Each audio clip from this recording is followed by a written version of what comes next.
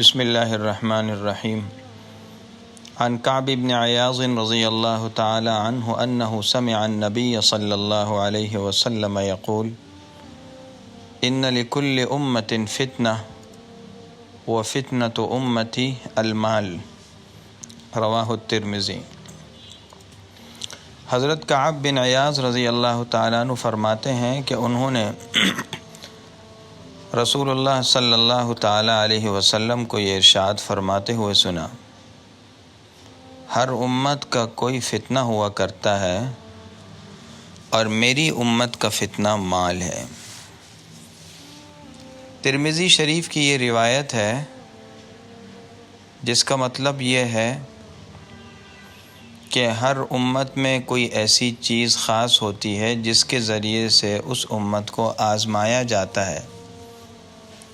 اور امت محمدیہ کے لیے وہ آزمائش کی چیز مال ہے۔ فتنہ عربی زبان میں آزمائش کو کہتے ہیں، امتحان کو کہتے ہیں، اور ہر اس چیز کو بھی کہتے ہیں جس کے اندر دونوں پہلو ہوں، اچھا پہلو بھی ہو اور برا بھی،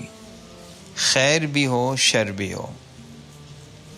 نبی کریم صلی اللہ علیہ وسلم نے اس حدیث میں در حقیقت اسی بات کی طرف متوجہ کیا ہے کہ مال بھی ایک بہت بڑا فتنہ ہے، یعنی اس کے اندر دونوں پہلو ہیں، اور مال بذات خود نہ کوئی اچھی چیز ہے نہ کوئی بری چیز ہے، بلکہ اس مال کو جس طرح حاصل کیا جائے گا اور جس طرح خرچ کیا جائے گا اس کے مطابق یہ مال اچھا یا برا بن جائے گا۔ اللہ تعالی ہمیں یہ مال صحیح طریقے سے کمانے کی اور صحیح طریقے